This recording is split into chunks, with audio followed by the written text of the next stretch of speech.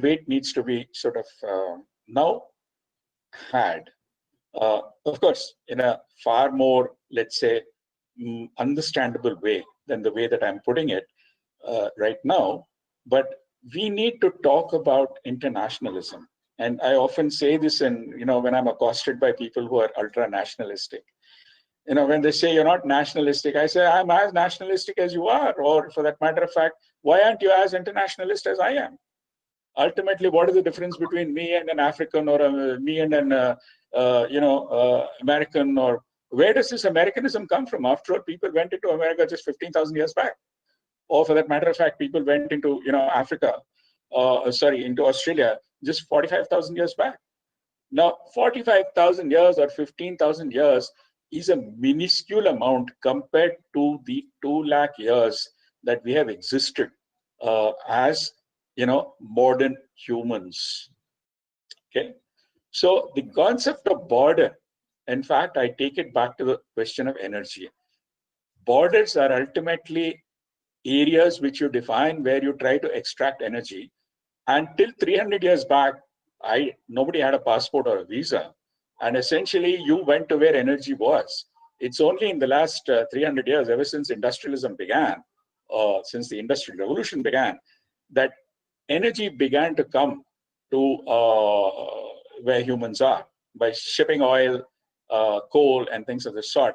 And as an engineer, I find it so inefficiently wasteful, because literally you are spending 15 to 17% of your energy resource just on shipping things around the place. We need to go back to the concept that people should go to where energy is, which is what happened, in fact, for nearly 70,000 years. That's how the whole migration of human society happened. So we need to bring in an element of history and science into this whole thing, and talk about the need to move towards first soft borders, like what European Union did, despite all the cultural problems and difficulties, and ultimately to move towards no borders whatsoever. Yes, no borders whatsoever. Let me go to Sandeep Pandeyji. He's a very good rationalist. I have read his articles. I was just going through once again so that I should not miss any point. European Union, they tried, but again, you have seen Britain, how Britain was trying to move away. And here we have a peculiar situation wherein we have China and Pakistan, no human rights absolutely whatsoever. At least in India, we do have, but at times we are politically motivated, controlled, because rhetorics rule the day, and their own henchmen in the form of, unfortunately, the media is under the control and clutches of political parties, or their isms, or their contractor turned, their businessmen turned, industrialists turned, so on and so forth, controlling the media, stifling the voice and the message which comes out of that, the information which comes out of such is prejudiced or controlled, and it suits whatever suits to them or their rulers, only that is disseminated, unfortunately. When such is the scenario in India, and you have seen there human rights violations to the core when you say China, and the same applies to Pakistan also, because even I have toured Pakistan, I've seen what life is there very clearly. So how do you look at this scenario when our neighbors are being surrounded by such? Mr. Sandeep Pandey.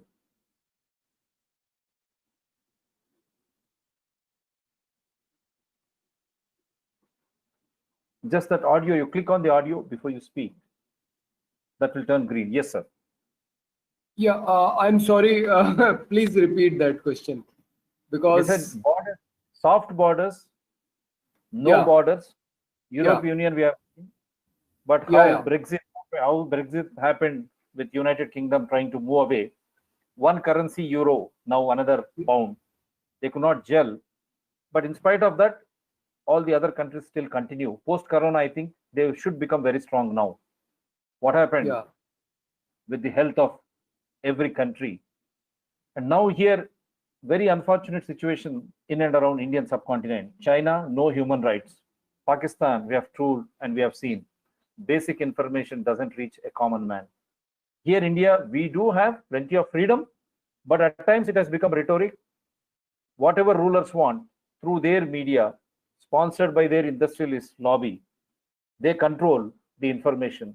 Either it is which suits them, only that is propagated and the global policy applies, or else there is no proper information at all. People are not well informed. Thanks to Corona and this social media, even a journalist like us, we have nothing against anyone.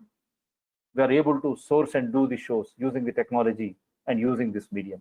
So how do you look? Indian subcontinent India is surrounded by China and Pakistan. No human rights. And when we talk about borders, do we expect they will have a humane concern? We have seen how barbaric they were how savaging they were in killing our soldiers on 15th night. So, if I get your question right, you are saying that it was possible to have a European Union because they were more or less homogeneous kind of countries, whereas here it may be difficult because the character of the governments is different in different countries, and you are saying that there are no human rights in China and Pakistan. If that is the question, and if I have understood it correctly, then the difference will always exist. Even inside India, you have so much difference. I mean, that also got it. That also, I think you have missed that also. I said even India, though we have freedom, the information common man is very controlled because the parties are having their media channels and papers, and now whoever is ruling, they are controlling the media through their crony industrialists. Though they go to court with insolvency petitions, but they still control media, through which dissemination of information which suits to the rulers only that is given. I said thanks to social media and Corona, journalists like us are able to source it in a proper way without any personal enmity or party animosity. Yes, sir. Go ahead. Yeah. No, this is very good that we are able to do this, but unfortunately, we are not able to impact the public opinion. I mean, what the voices, like what you are hearing on this particular show, are very little, and the audience, the listeners or the viewers of such channels and such media are not very large. That is a very unfortunate aspect of it. But I'm sure the voice of reason will prevail ultimately, and good sense will prevail, and it is only what we are witnessing in the United States, a president who seemed to be invincible, and somehow the United States are also in a similar situation as in India, where a right-wing president was dominating the politics, and people just didn't know how to counter his politics. But something happened in Chicago, and because of which the entire scenario has changed. So I think, personally, I think that time has already arrived with the government trying to change the Citizenship Amendment Bill. I mean, if you look at the protests which happened during against CA and NRC, some months back, they were of national character, even though the participation and the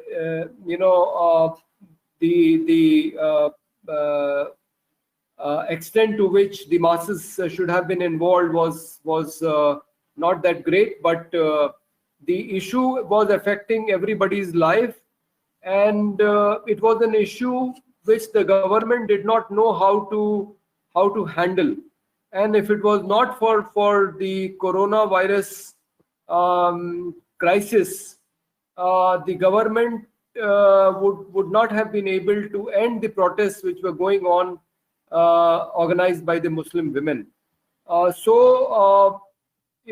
Something like that can trigger a process through which we can regain the democratic values in this country, where people will have the kind of freedom they should have, the kind of freedom that the fundamental rights that our constitution guarantees, the right of freedom to expression and other things. So yes, you are right that India is different in this matter from China and Pakistan, but so far as the social culture is concerned, South Asia does have a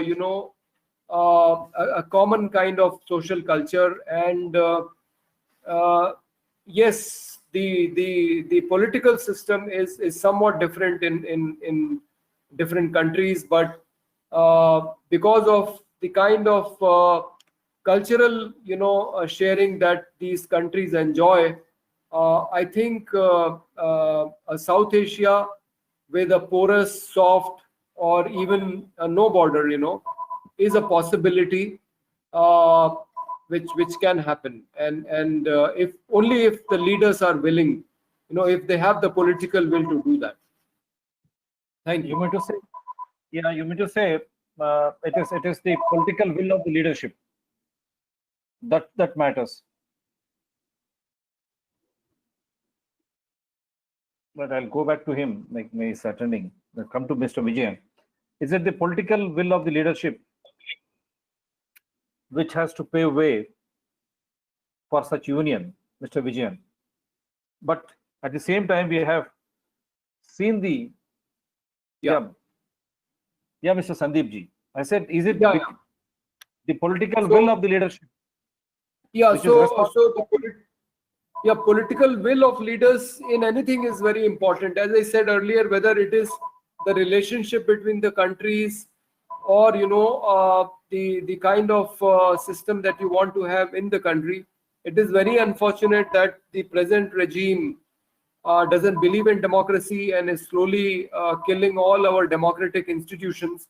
But what I meant to say was that ultimately people will tolerate it only to a particular point. And just like in the United States, we see now people have come out on the street and are opposing the racist policies of the police or the system there. People can come together and resist the kind of processes which the government has unleashed, which involves the communal politics, the taking away of the human rights of activists, and targeting the Muslims and the Dalits, minorities. So all these things which are happening, I think there's only they will only go on up to a particular point, and after that the people will resist. So I have hope, and I feel that the things inside the country will also change, and when the internal politics of the country will change, then we will also see a change in our relationships with our neighbors and other countries.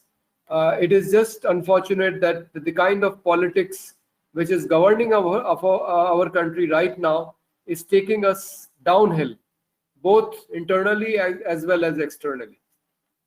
So one thing to sustain your argument, don't you think it is majoritism and minoritism by political parties and this vote bank rhetoric and the way they try to entice emotions of people on any given issue, whether it is this side, that side, or center? Don't you think even political parties are responsible, whether it is NRC or whatever it is? They could have debated, discussed.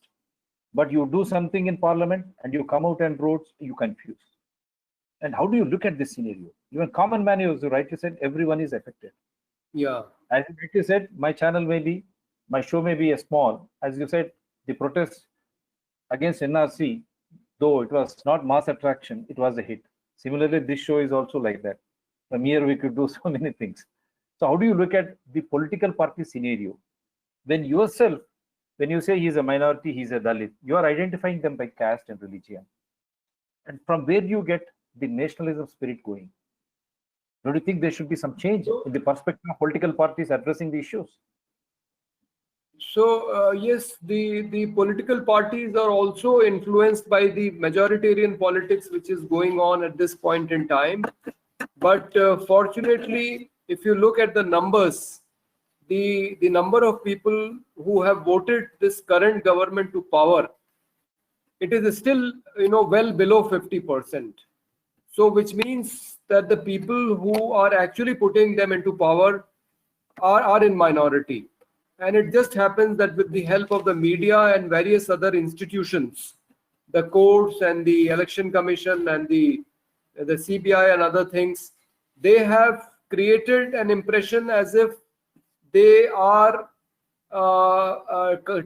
controlling this system very tightly. They have a stranglehold over the system. But because they don't have the numbers with them who vote for them during elections, the majority of the people are still on the other side. We think that some political incident can turn the tide and hopefully create a wave which will reverse the present trend. So that is the hope that that we have. So at this time, you are right. The political parties seem to be paralyzed, but this country has seen how everybody was galvanized, against Indira Gandhi when she imposed emergency.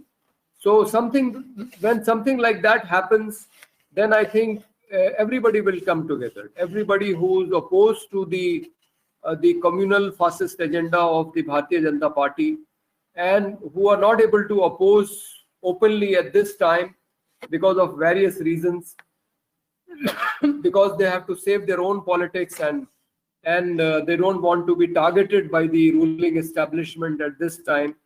I mean, look at how the BJP, the Congress president in Uttar Pradesh was in jail for no reason.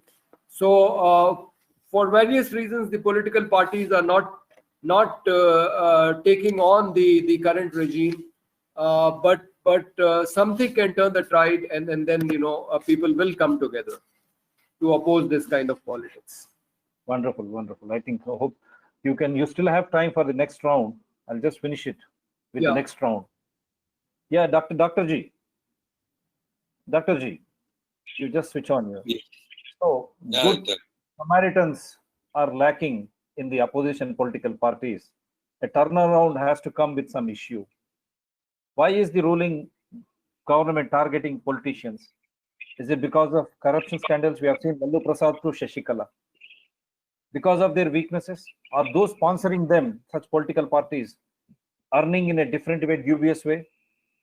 Or because they have been catering to casteist and their communal agenda, whether it is minority or SC, ST, BC, has this in a stage wherein this ruling front now, whether it is NDA or BJP you call, is on the upsurge, trying to control all such leads?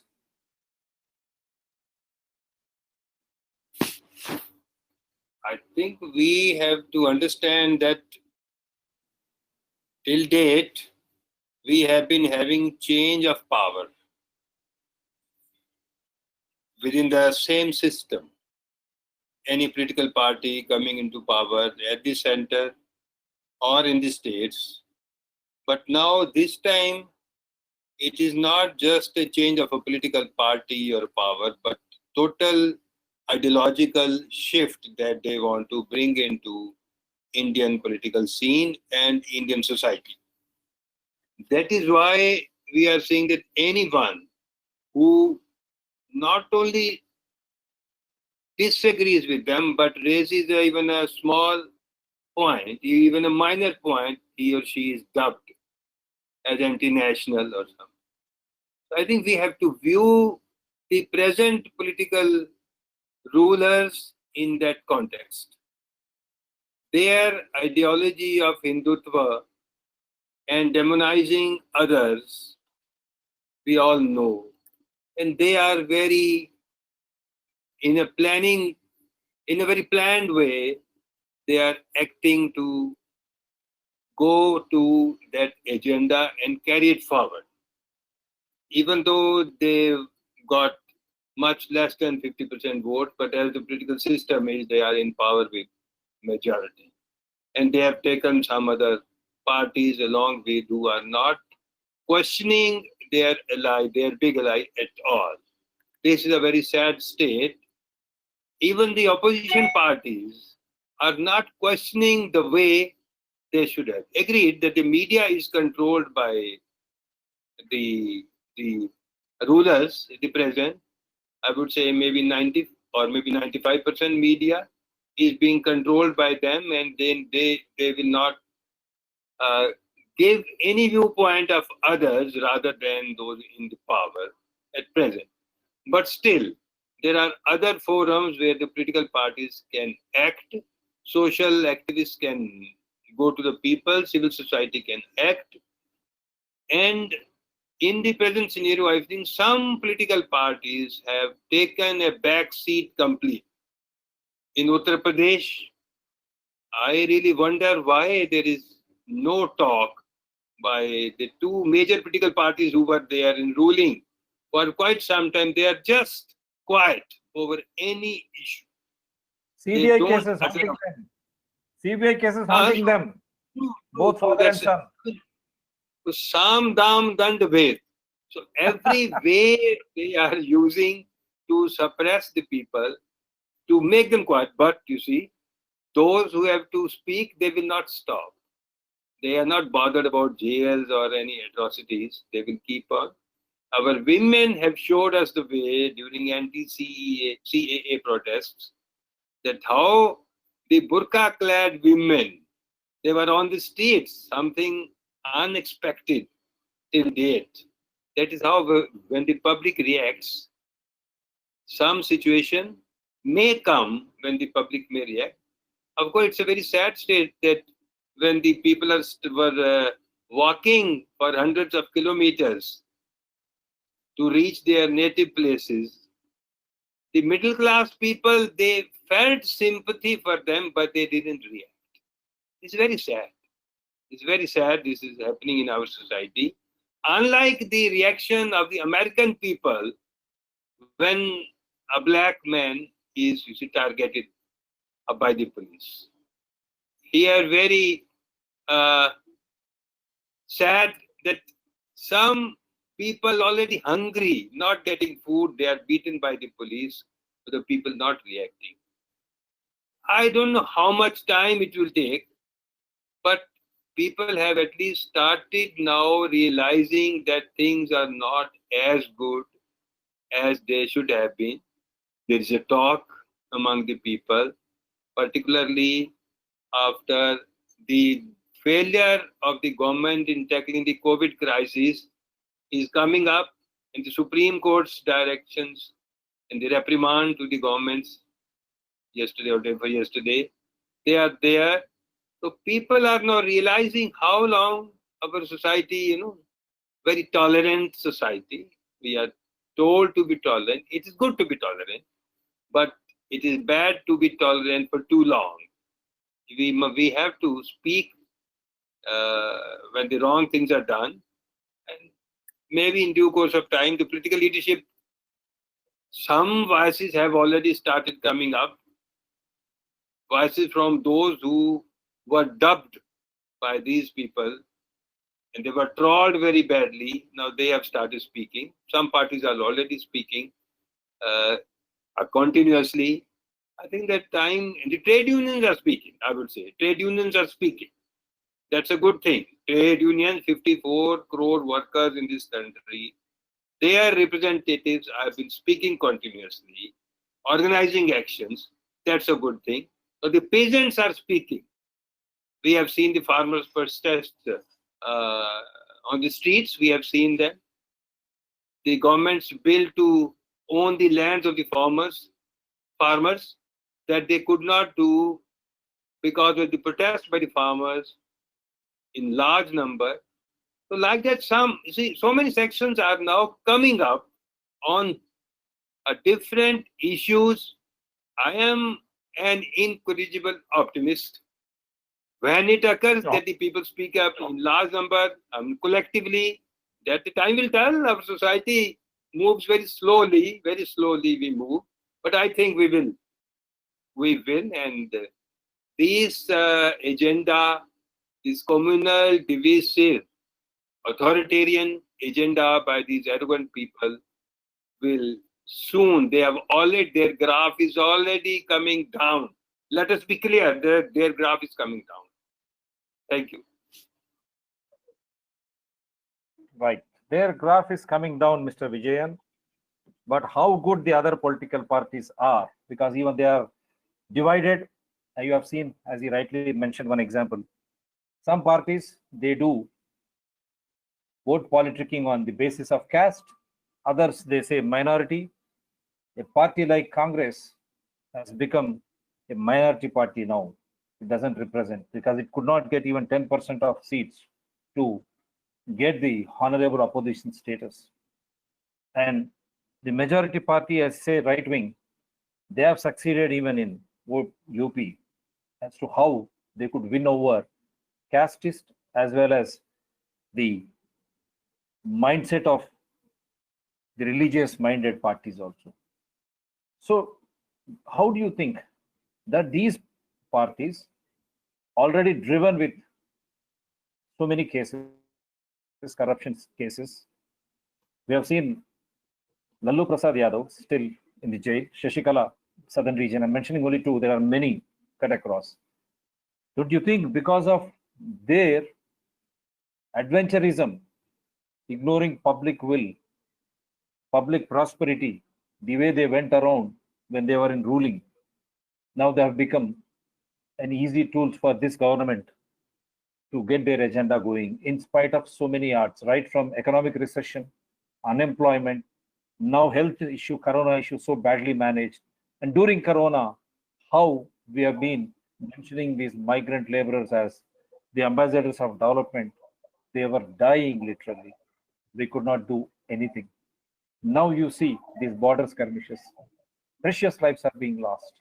But the same rhetoric, ban Chinese products, while the other end, government is very subdued in its official response. Why this ambiguity? I don't know. We haven't, interacted much, but I would actually like to.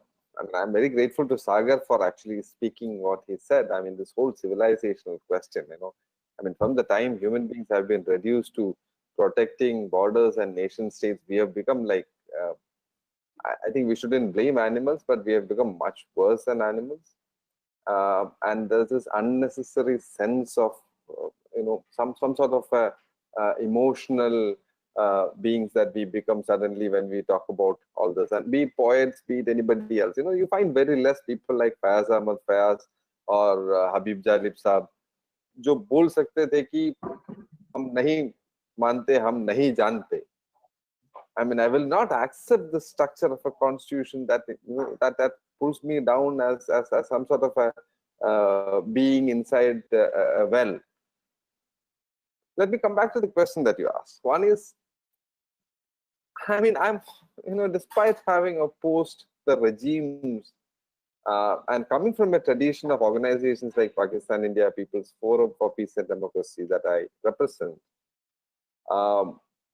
we have existed for 26 years. We were there when the Kargil war happened. Friends like Arun Saab or Sandeep Bhai, Sagar, all of them have worked in different capacities, have associated with the forum as a membership-based citizens platform that has existed for 26 years between India and Pakistan. We were there. We were born out of the communal tensions that started in the 93 post-Babri Masjid demolition and the communal riots in Bombay and UP, etc. Today when you look back, the pre-2014 era looks like had some sanity to itself at least. I'm being very honest in saying this. It had some sanity.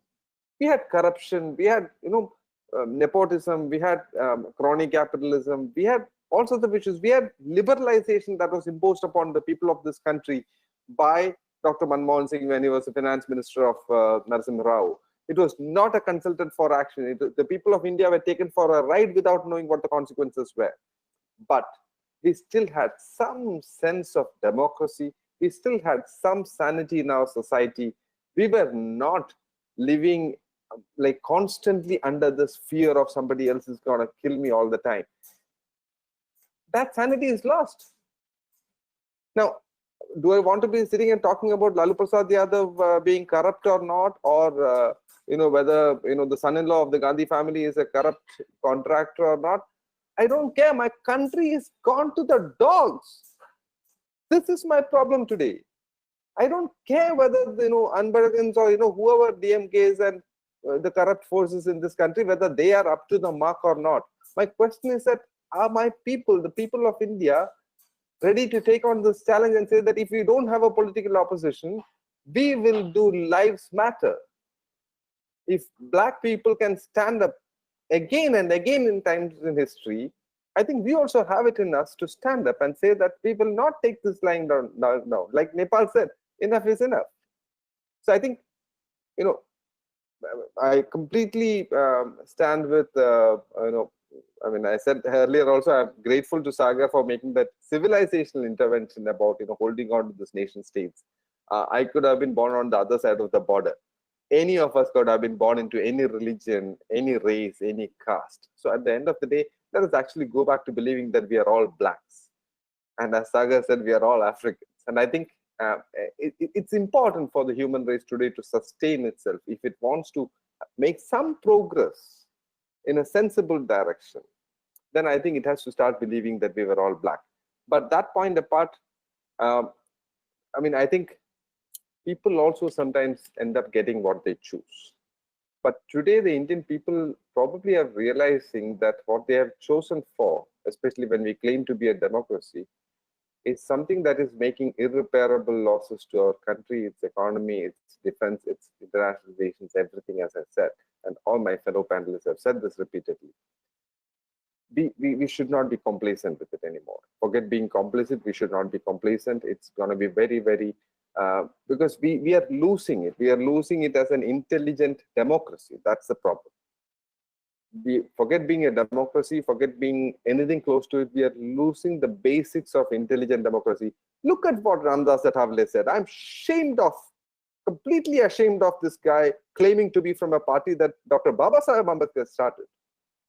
And sitting there and saying that Chinese food joints should be banned, that Chinese food serving restaurants should be banned. What kind of intelligence are we talking about? This is absolute loss of sense, common sense in this country. And people are claiming to be ministers and... That is why I had to read out the list so that at least we will sensitize them as to what they are speaking. And not only that, now, as you rightly said, what choice people have. I was trying to reflect that right from Yadavs in Uttar Pradesh to Bihar, Yadavs, again we have seen Shashikala's or Jayalalitha, when they are going behind bars, as you rightly said, the Congress party is also being threatened because of those cases. What choice people have? Where should people go? How should people react? The other side, we have seen China and Pakistan. Every day we hear about no humanity, the barbaric attacks. There is no human rights or human values respected. So in such a scenario, what should be doing? Because you have researched. Then I want you to stay only because you have researched everything, and I want your voice to go to people of India. They should be aroused. Yeah, Mr. Vijay. No, Dr. Shiv-Prasad, through your show, the TSPR show, I want to make a specific request and a demand to the people. And I think I am not talking about just the people of India. The people of China are also being taken for a ride. This is what our governments are capable of. On the one hand, you can call that a communist autocratic regime. I don't even know what to call these guys, because they have taken their people, our people, for granted, be it Pulwama, be it demonetization, be it anything, they have literally taken this country and the people for granted. So I don't even know what to call them. But I have a request to the people of China and India, which is that, let our governments know in whatever way possible, be it even standing in front of a video camera and making a statement, but at least let them know we don't want to see any more coffins. What needs to be sorted out at a diplomatic level, at the highest level of political intervention and conversation, should be sorted out through dialogue and not through medieval ancient means of clubbing people to death. This is insanity that's prevailing. We need to stop insanity first. There is no question of any befitting reply. I mean, Bob Dylan sang this much earlier, saying, how many dead bodies do you want to see to realize that too many people have died? Why should India take its soldiers for granted? Why should all this, people be sitting, anchors be allowed to sit in channels and shout out for more blood? I think we have to become sane first. We have to say that our soldiers are precious, their soldiers are precious. What can be sorted out through a dialogue? This government has messed it up, but I still hope and hold that the highest officers of the Indian Army and the highest officers of bureaucracy of defense in this country and foreign affairs will still stand up and try and bring some sanity to have a conversation and dialogue between these two countries to sort this out. I don't want to count more dead bodies. This is not a competition to show how many coffins China has and how many coffins India has. And I think that's the first request, that please, in whatever form, that we don't want to see more coffins. Tell our governments this, and tell them that we will not get emotionally blackmailed into a war frenzy. Let us please understand that warmongering has only brought us more coffins and not peace or lasting solutions. The Galvin issue cannot be solved by the army. It has to be, if it's F5 to F8 that matters, it has to be talked at the political level. It cannot be, and it is never solved by the army. The army is there to keep the posts. The army is never to sort it out with the other army. We are not military regimes here. And I think the F5 to F8 is very important. Strategically, let us look at it. It is an important point. It's like holding on to Siachen. There is no human life there. I mean, it's not about people living there or protecting them or anything. These are geographical terrains that you're talking about. There is a river in between. It's entirely rocked. That place is like, I mean, you can't walk in those places, forget traveling in a vehicle. It may be strategically important. I often refuse to understand what is strategically important, but at the same time, I'm accepting that, okay, it may be strategically important, but not worth a single life of a civilian or a military person. We need to underline this and understand diplomacy as such.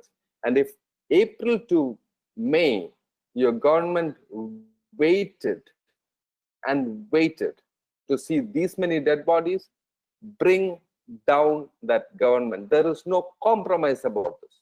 They are squarely responsible for the lives of our soldiers, and they should be held to accountability.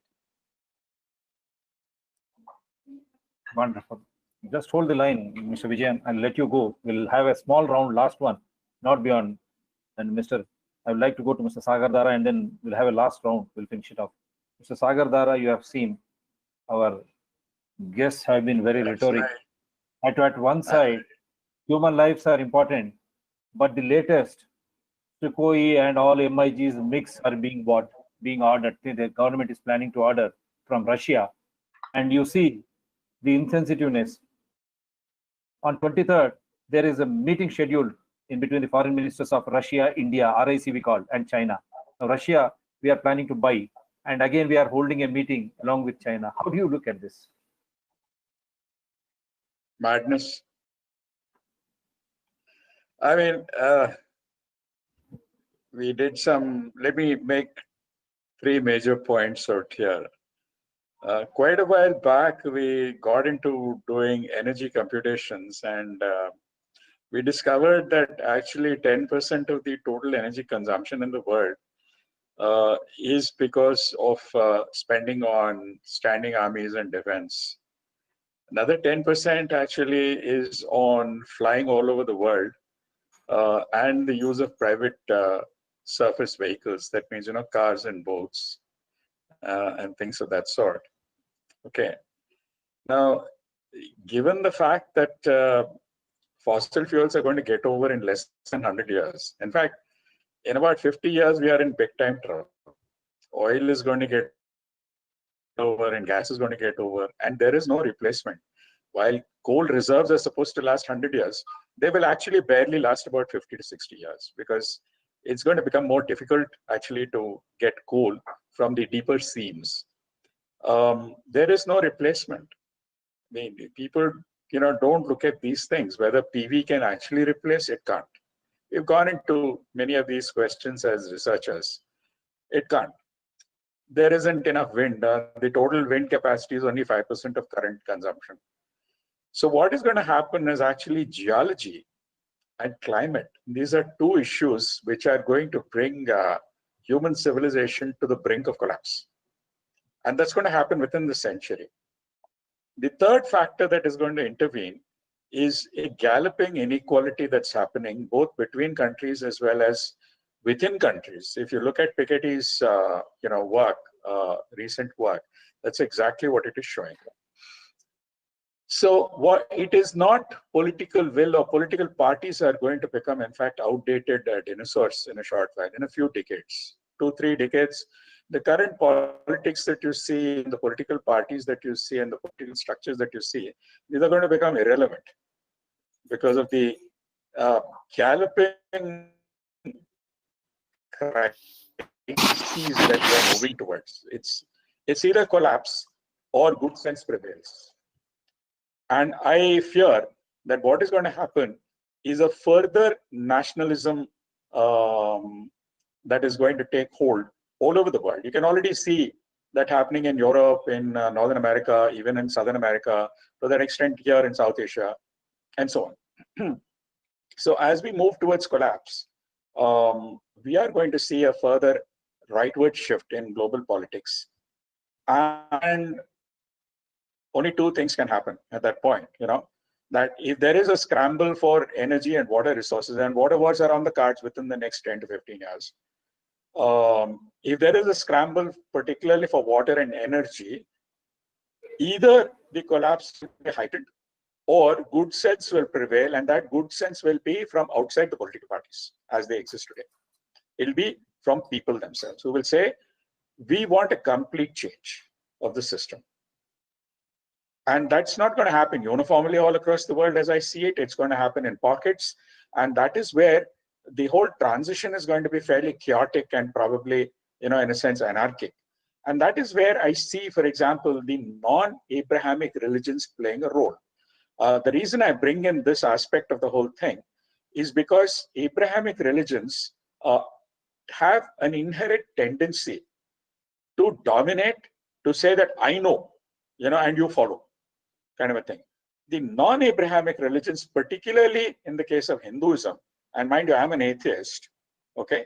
And being an atheist, I still see the non-Abrahamic religions having a positive potential in this whole thing, because they allow for pluralism to exist. That's what Hinduism has done with Advait and Dvait. It has never propagated itself. It has never propagated itself the way that, for example, the Abrahamic religions have done through physical conquest. And this is where I see that if better sense prevails amongst those in the non-Abrahamic religions, like Buddhism or Hinduism or the other Eastern religions, that we need to cooperate and we need to stress our common humanity first rather than nationalism. That is when things will change for the better. But unfortunately, the way I see things, we slide. And either that slide will be completed and human society will be decimated within the next century. Just 2 days back, in fact, IITM brought out their document. It's a 250-page document on their assessment of what climate change is going to do to India, not in terms of impacts, but temperature and precipitation changes. And their forecast, it's a 250-page document, but I quickly looked at the introduction. Their forecast, in fact, is darker than I thought it would be. We all knew that this document was coming out. They're talking about a 4 to 4.5 degree temperature rise in India by the turn of this century. Now, some of the, in a recent paper I wrote that in the Ganga Delta, in the Ganges Delta, Ganges Brahmaputra Delta, Sundarbans area, that sea rise will be 4 meters. It's a published paper now, you know. That turned out correct. You know, there the IITM assessment is that there's going to be a 3.3 meter rise, whereas globally everybody was saying, oh, it's going to be 1 meter, you know, by the turn of the century. So we're going to see very difficult times, and these very difficult times hopefully will make us see sense. If we don't see sense, goodbye human society. Goodbye to human society. Let me come to you, Mr. Sandeep Pandeyji, before we wind up, last minute comments from your side. As a political party, Socialist Party of India, how do you look at this scenario now? People should become wisdom personified, as Mr. Sagar Dara himself is acknowledging. We have everything in our religions, and people will have to overcome such scenarios when, as you rightly said, ultra-nationalism or befitting one ruling front prevails. It's the people will, because the political parties seen, the opposition political parties seem to be very divided. Either they are being projected as casteist or minority supporting or other brand of politics, which is suiting their own state. That means totally regionalized.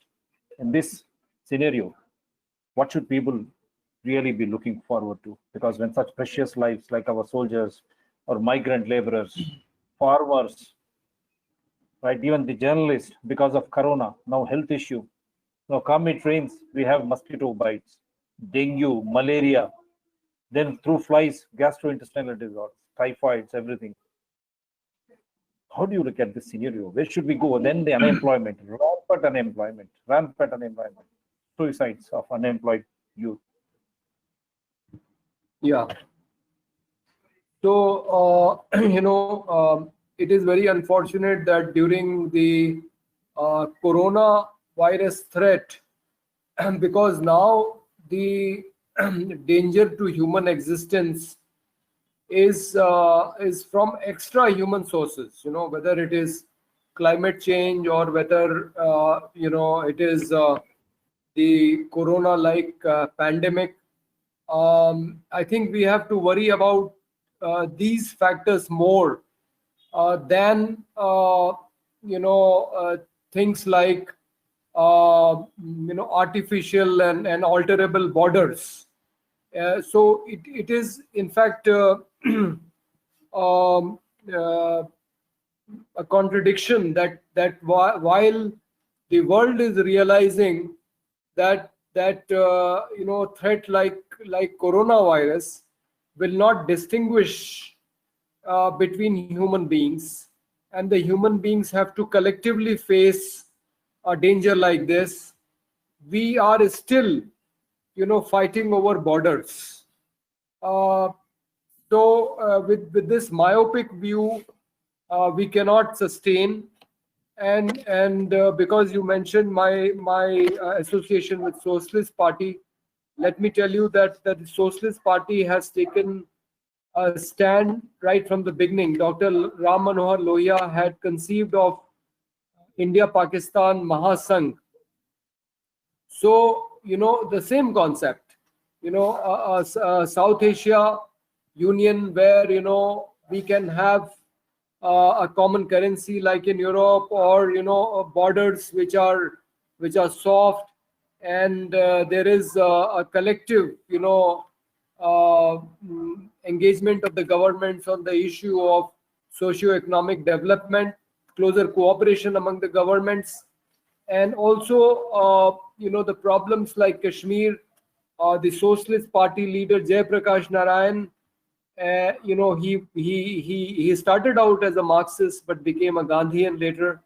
His views on Kashmir and Nagaland were sympathetic to the local population. I mean, he supported the right of the local people to have the kind of governance that they would like.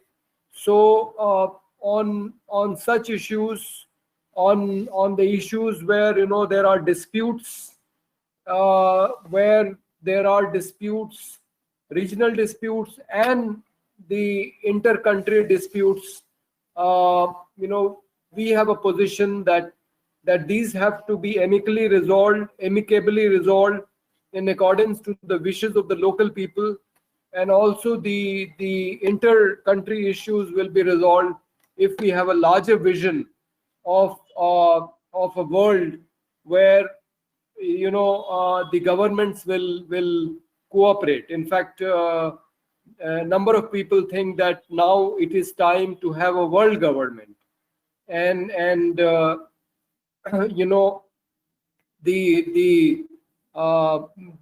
idea of nationalism based on boundaries or cultural identities, ethnic identities, is an ideology which should now give way to a larger idea of internationalism, and the world government should become more important now, and there should be world bodies like which already exist, but then they should work in the interest of the people. Right now, most of these institutions, whether they are the individual governments of the countries or the international institutions, they seem to be working for the capitalist class, for the international capital.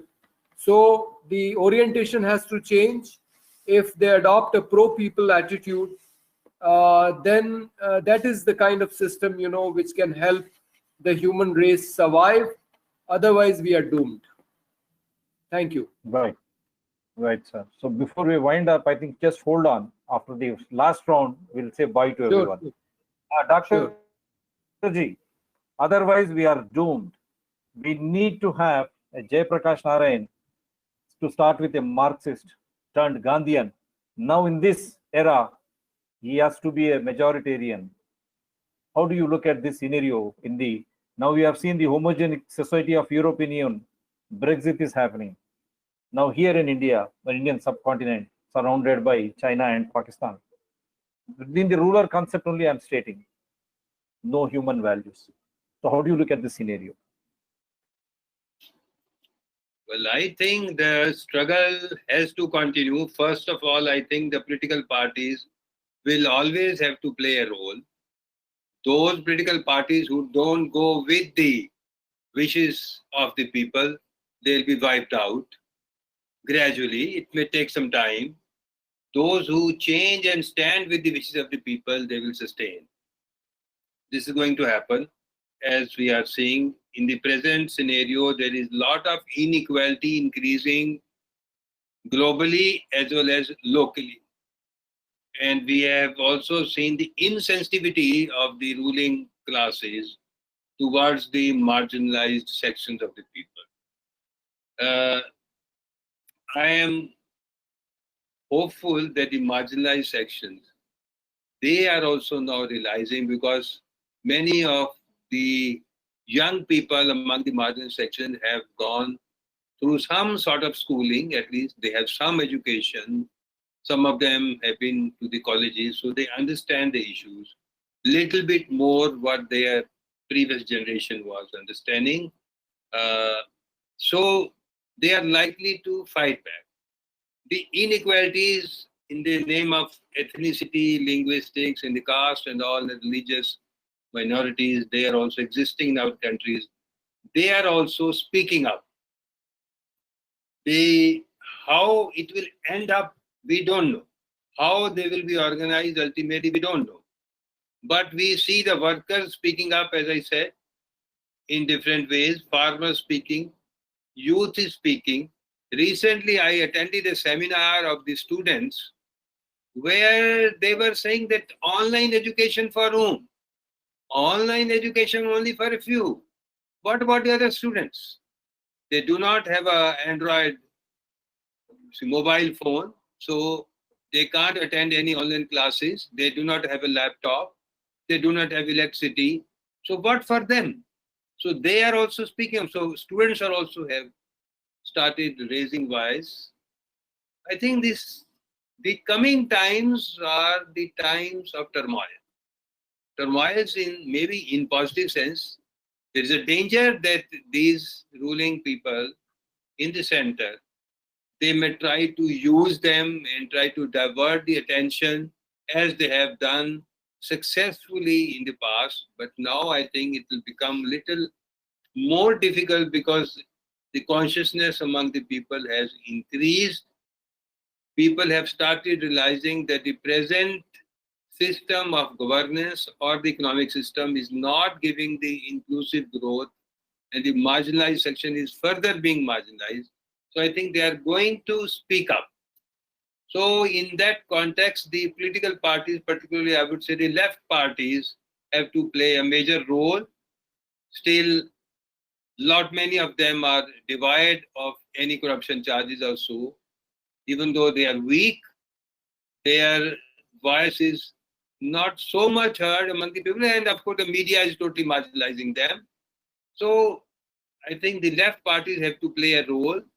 The national politics, the national parties, maybe the Congress is weak, and the structure of the Congress has changed. I can see down below the Congress leadership at present at the district level also is not same as what used to be say 30 years back. They are not conscious. They are also in the process of minting money. But this will change. People have started realizing that thing. They have also to change. So struggle is on. We have all to work. I think what you are doing today is a work in that direction. We are moving ahead. We are moving forward. I'm sure we will move further. And our country has faced many difficult times. Now also, our country probably will show way to the world as we have shown. Lately, in the non-aligned movement, we did a lot to show the path of peace to the world. Thank you. Right, Mr. Vijayan, let me come back to you. Doctor's peace words, but left now after China conflict, how they have been being blamed. Because I have seen Kerala CM the other day, I think you are also from this region, when he had attended a function wherein there was a book release, China in My Heart. Now all such type of hashtags to leftists, we have seen in Telangana, Andhra Pradesh, what has happened to them. Their channels, they have collected money from their own workers, but they have channels where they go, no one understands. And which party with they are now, no one knows. And their support or their division of votes is benefiting whom? No one understands. Such ambiguity, except for Kerala. That is their state. And as he rightly said, Jayaprakash Naran being a Marxist to Gandhian, can we expect that there will be a majoritarian attitude also, shifting of such political leaders' attitude so that they can stand or they can withstand the ruling front? How do you look at the scenario, Mr. Vijayan?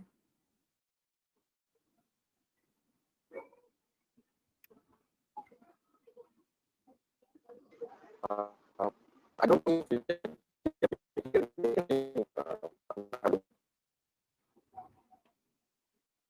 You could not hear.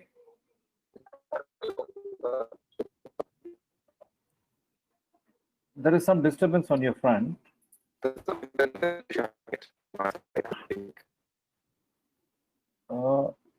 Is your voice?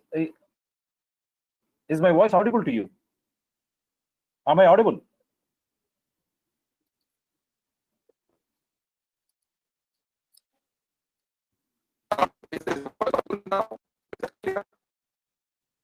Yeah, you are being audible. You go ahead. I think I have just. Go ahead, sir. I think my side,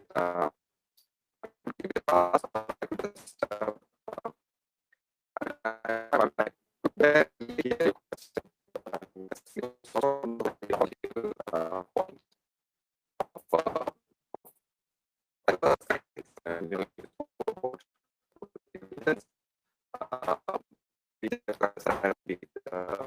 Is it, one second, is it clear to you, Dr. G? Can you hear Mr. Vijayan? Yeah, there is some disturbance, Mr. Vijayan. I think everyone is not able to hear you. Either your earphone or something maybe just disturbing. Some connectivity problem, the link. Can't hear him. Yes. Yeah. We'll try to wind up. Mr. Vijayan.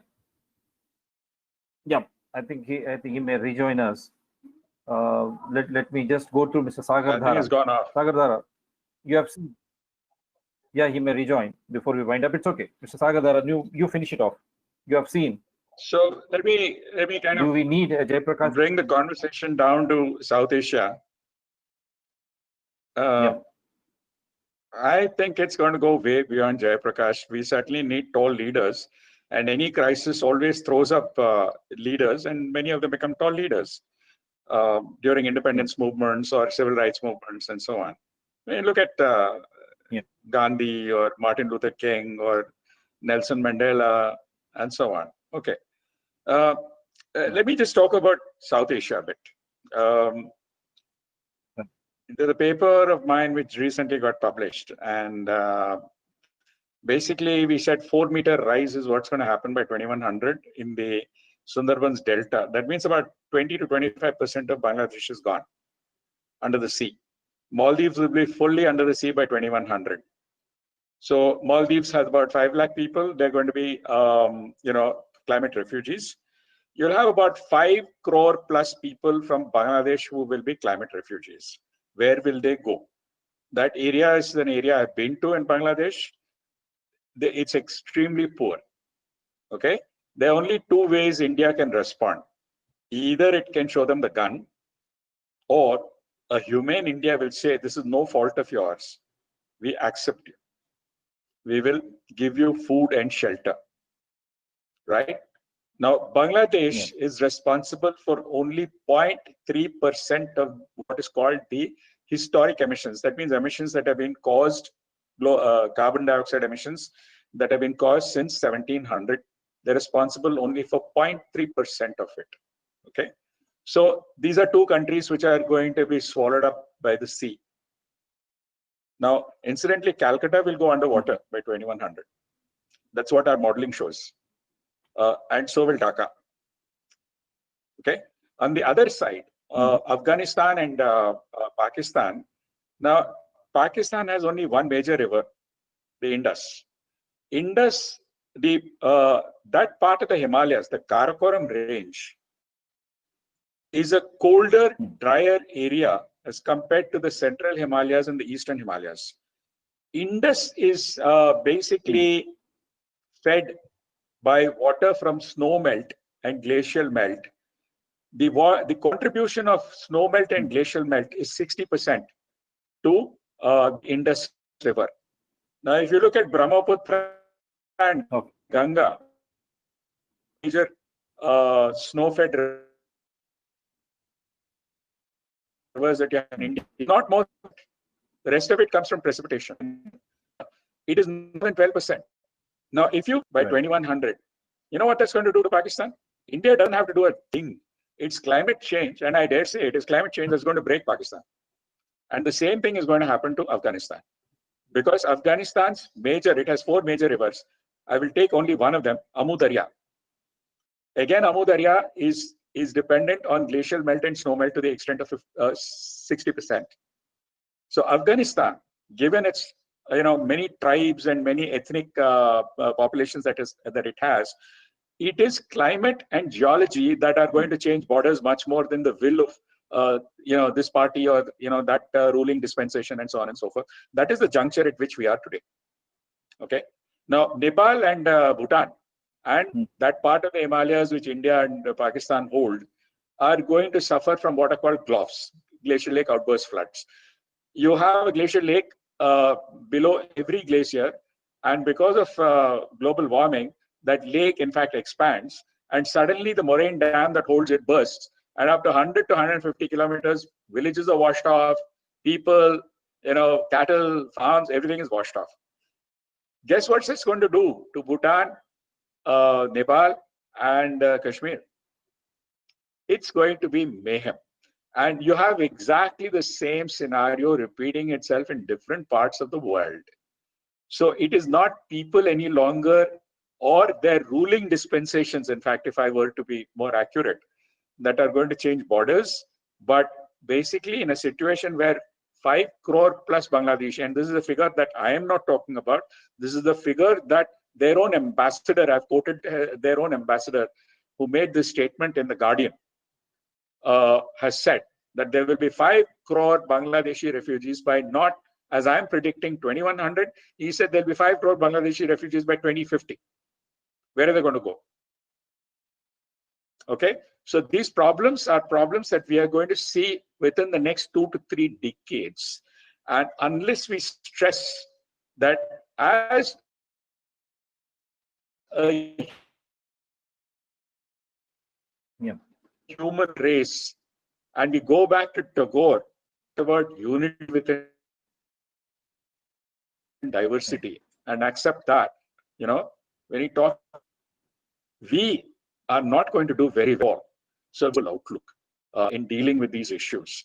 And this is where, in fact, probably for the first time, science and political science and philosophy, these are the kind of subjects which are probably going to show us the way. And we need a synthesis of all these different disciplines of knowledge, in a sense, to be able to overcome the kind of problems that we're going to see that are going to happen within this century. Right. Well said, Dr. Sagar Dara. Now we are going to face the problems from the climate changes that is more severe and very fast happening.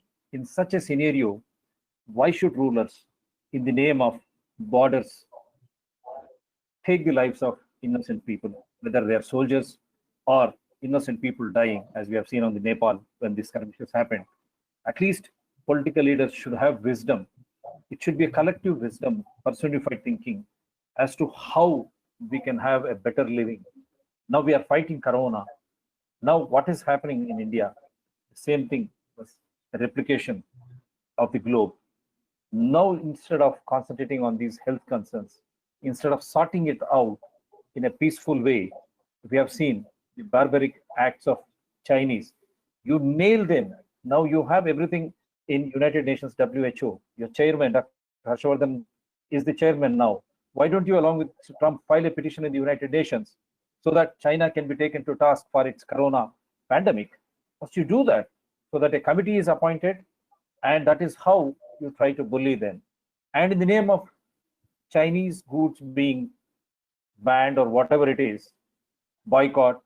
But what about the investments of Adanis to Ambanis, who have taken loans from public sector banks? It's our own money invested in China. What about them if they also replicate the same? Ultimately, is it not the people, the public money, which is at stake? And again, we will be taxed in some way or the other. You have seen even during Corona, the rise of petroleum prices. It is mind-boggling when people are suffering, when they do not have money to purchase food. How is that?